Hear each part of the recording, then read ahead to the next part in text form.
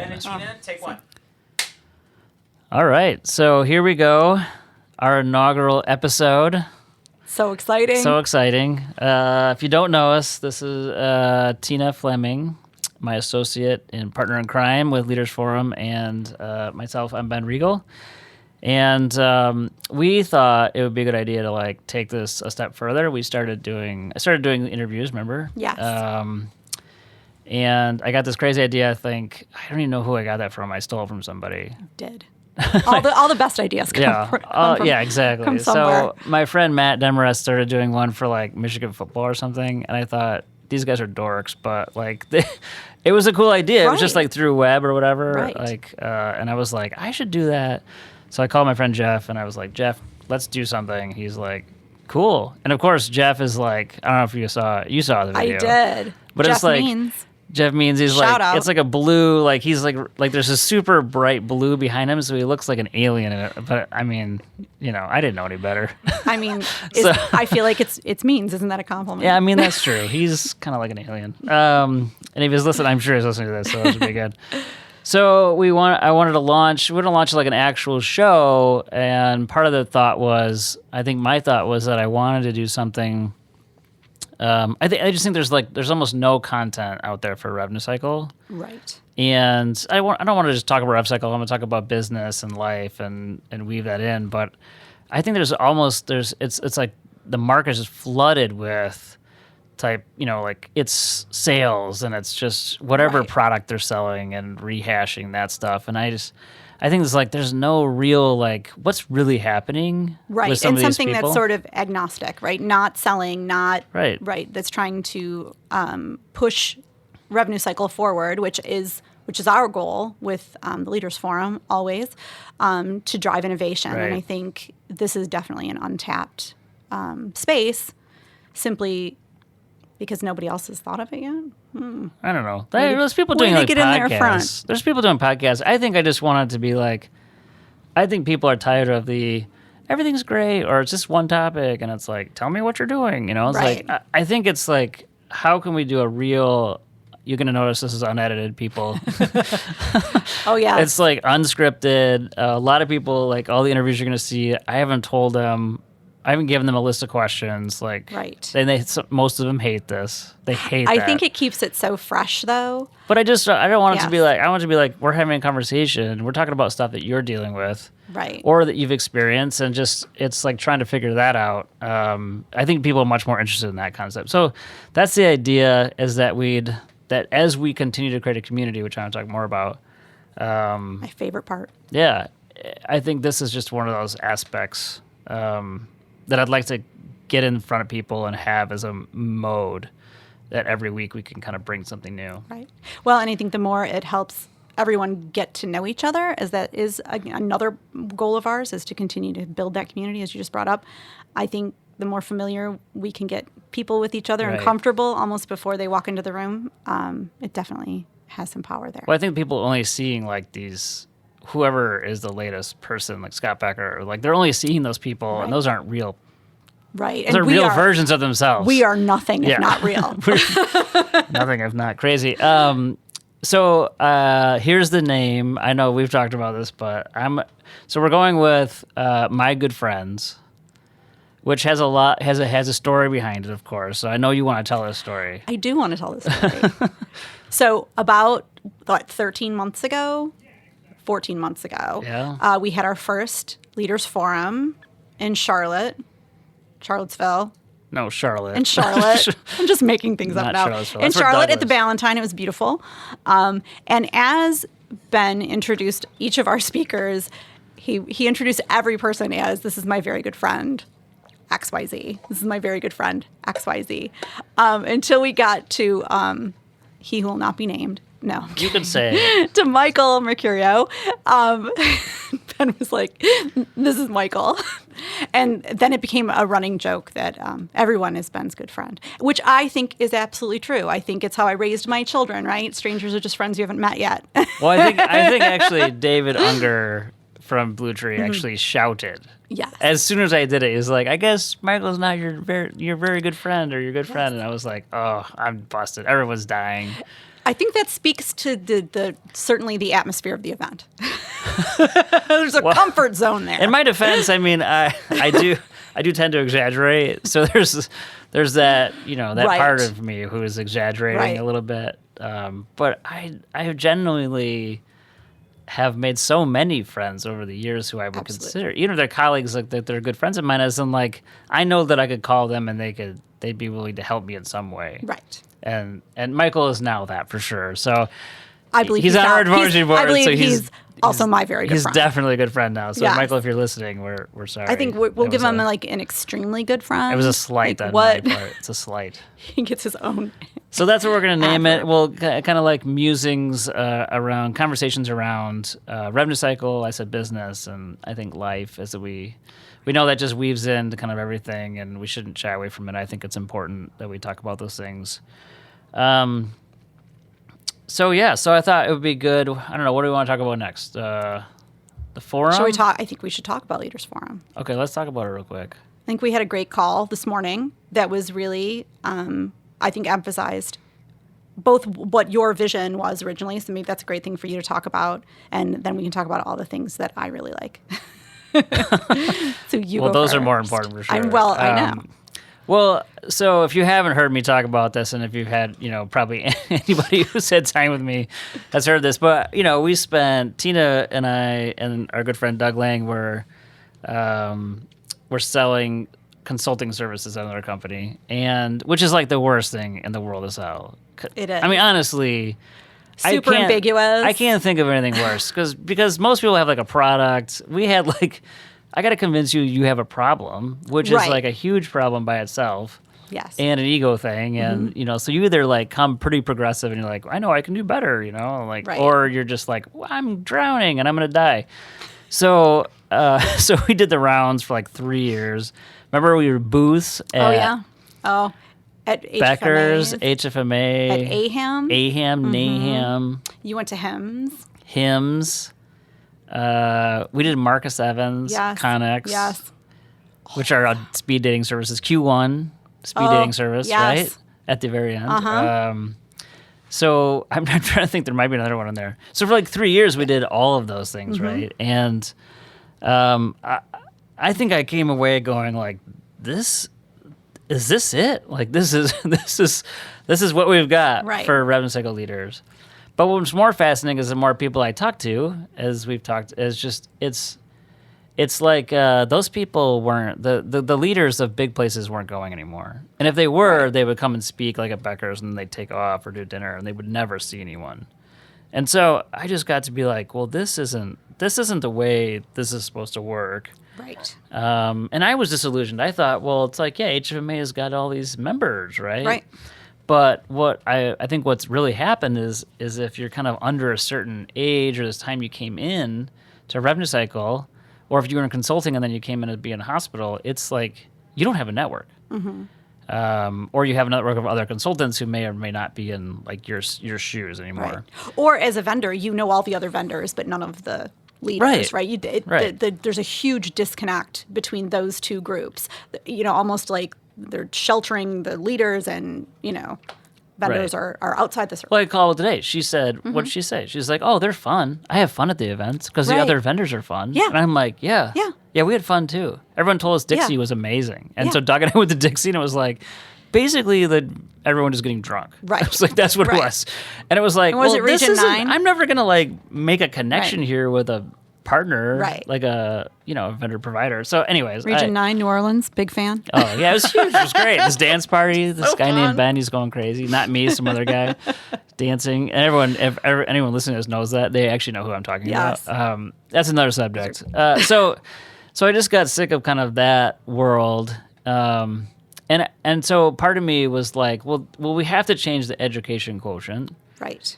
And we have to change the way that we create a community, because this isn't creating anything for people that are innovators, thinkers. They're not going to come. They're just going to be like, I'm not wasting time.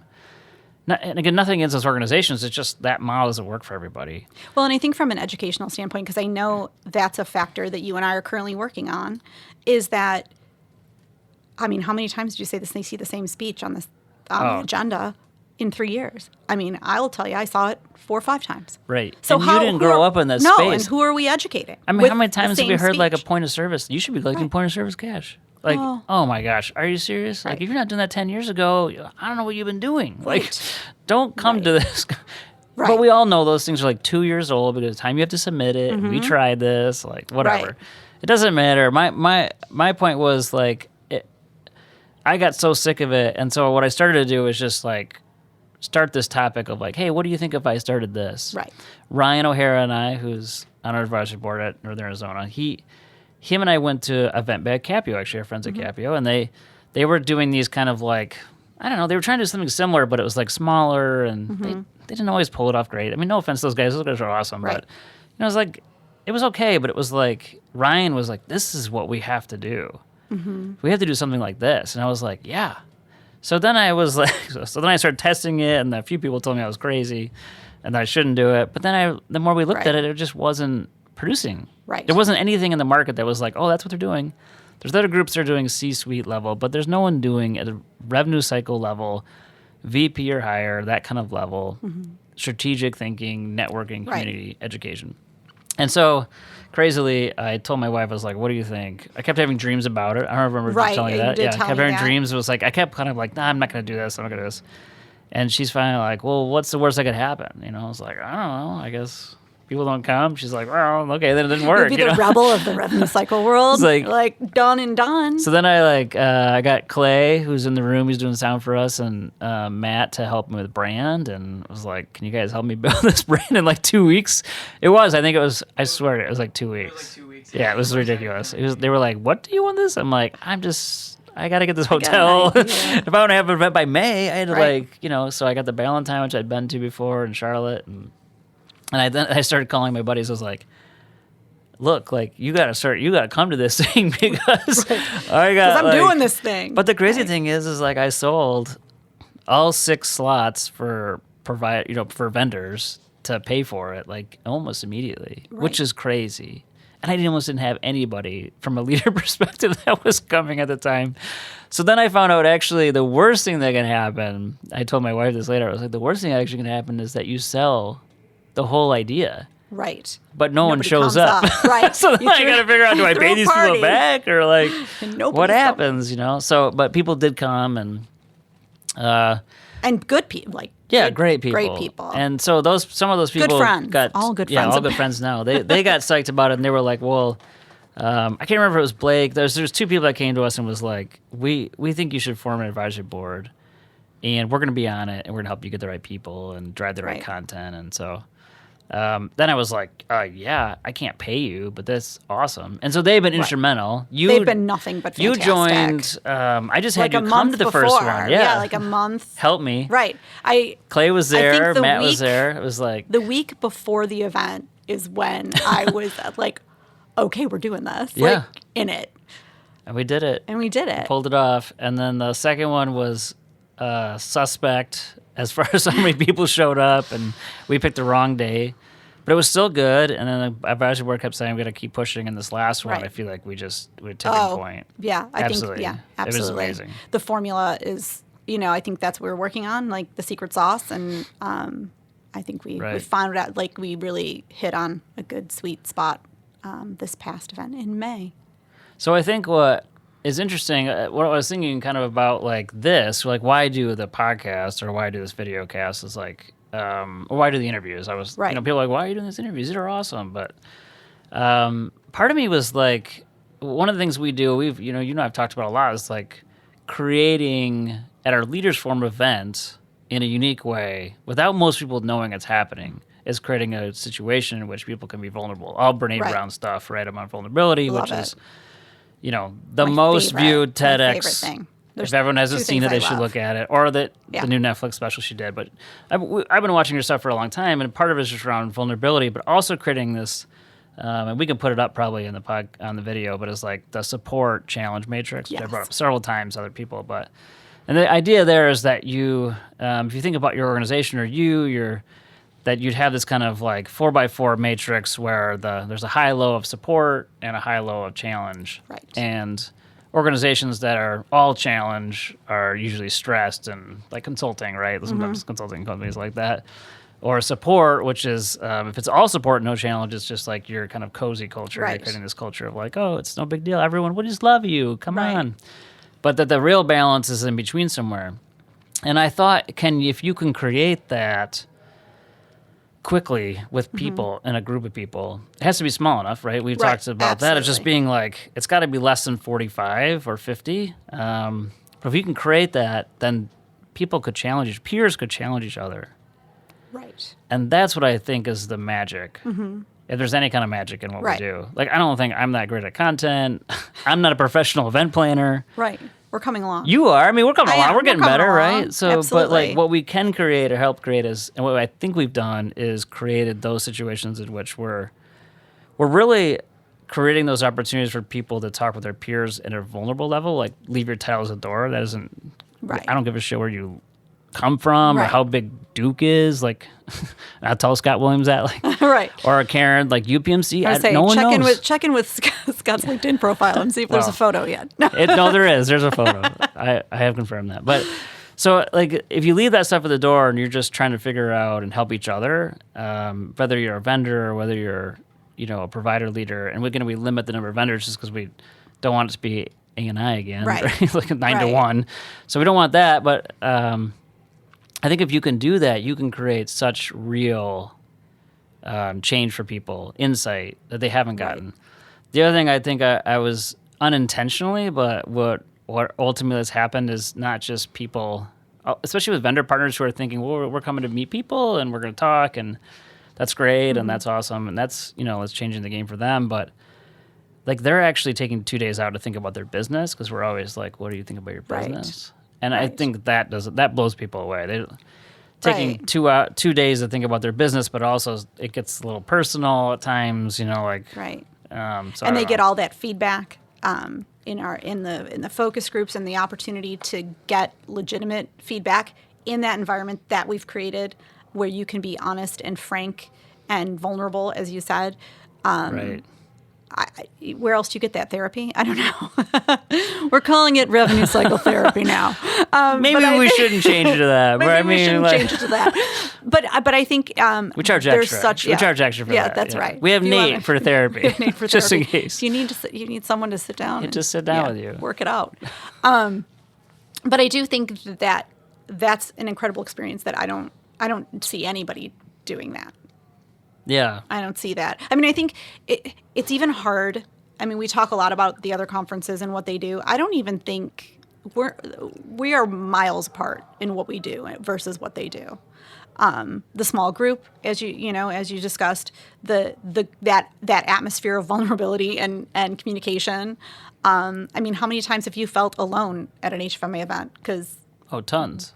I have. Like, you're in a room full of 5,000 people. I would dread going to A&I because I'd be like, I got to make connections. Right.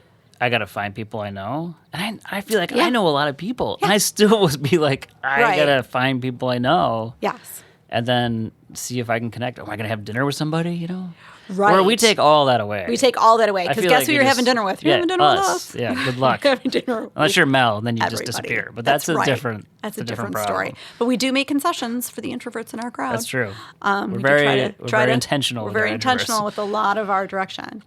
So Ben clearly touched on one of my favorite things, which is that atmosphere of vulnerability and communication, because I love seeing people connect in a very real way. As we start at the top of this, we're very real. My other favorite thing is that peer-to-peer situation that we've created. As you said earlier today when we were talking, like we don't demarcate our vendors. We don't, there's no markings. Everybody at the table has a voice. That voice is equal in measure and tone, and it's what you make of it. Yeah. And I think it's so rare to have. I don't think dinner at my family's house is like that. I think like it's good. I think I mean my larger family, not my my own people, but like in that larger room. I don't know that I think it's special. I really do. Well, I think in most circles, vendors have become kind of the enemy. Right. I felt that way. Yeah. I've kind of like there's just so many And then they're like, there's some bad apples that are like emailing you and calling you, and it's like they get your list. Somehow you're on the list, and you're like, next thing you know, you're on a Becker's list. God forbid you would register for Becker's or HFMA. You're screwed. You're gonna get all these like emails. Anyways, there's just enough of those kind of bad apples who are, just overwhelming you that you kind of like everybody gets pigeonholed into that. Right. And so the only people you're going to talk to in a vendor space is like people you already know or a connection. Like, well, who did you use? Right. But that's not how you're going to find the next like innovative company. So anyways, I just think that's one of the things I was also cognizant of being on the other side. Right. Is like, well, this isn't any fun. We're not bad guys. Yeah, this isn't any fun. I used to know. I've been a RevCycle you've been on both director, sides. like VP of RevCycle. I know what it's like, So, but that was the other thing, and I think the other thing I was thinking about was just how we have been pushing more and more about creating a community. Yes. Of the best leaders in the world, and that to me is something that I want to keep pushing. This is why we're doing this. Is that we're a way to connect with that community. Right. People to get to know. We're going to do interviews. So people will, in the coming weeks will get to know other people they may not even have ever heard of. Right. And are doing really interesting things. And there are so many interesting things. And I think that's the more eyes we can open, the more we can look to the future to see what the options are, the better, quite frankly, healthcare will become overall, right? I mean, that's ultimately our goal. To improve the whole shebang. Whole thing. That's why we invited physicians and payers to our last one. And we'll continue to invite those leaders. So great. Because we just had a diverse mix of opinions, and I think that's kind of what like you said, pushed it over the edge. I feel like it was like the next. Yes. Oh, well, this is right. Right. This is the way that we continue the conversation in the right way. And I think in spite of the fact you think you're not necessarily good at topics, I do think that opening conversation about the stories we tell ourselves is really powerful, because I do think there is an overwhelming thing. As you said, vendors are the enemy. Payers are evil.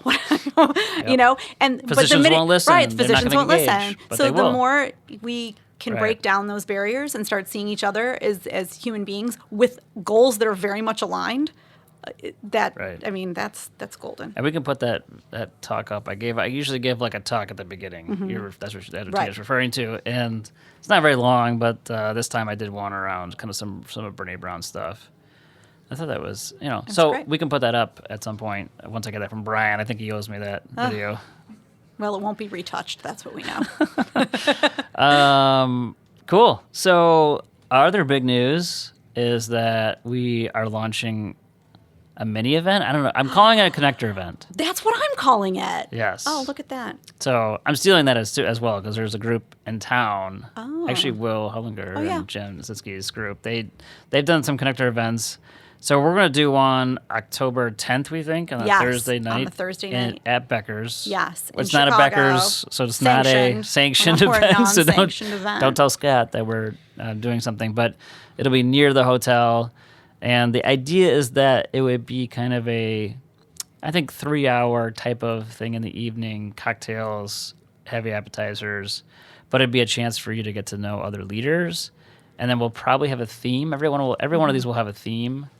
So I don't know what that theme will be yet, but then we'll have a speaker related to that, and then you have some time in like a small group to actually talk to other leaders. And I'm excited about that because it'll give you a flavor for what Leaders Forum is like, but it will continue the thing around that we're pushing is like creating a community. Right, because the more people you know, the more ideas you can share. Yeah, it's just like creating something where it's if we can create a community of some of the best leaders, I think the value proposition for everyone in that group is so high. Right.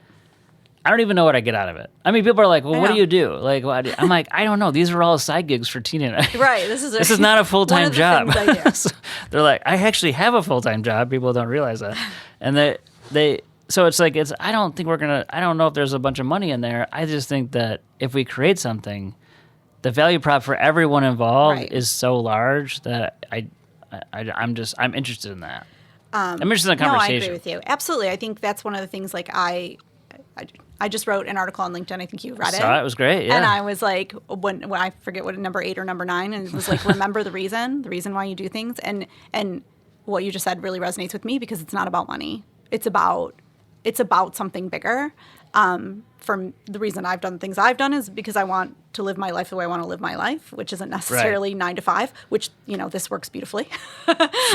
This fits beautifully into my plans. Because it's not your usual gig. And and the people are so great. I think that's the thing too you don't realize when you're going to those huge events.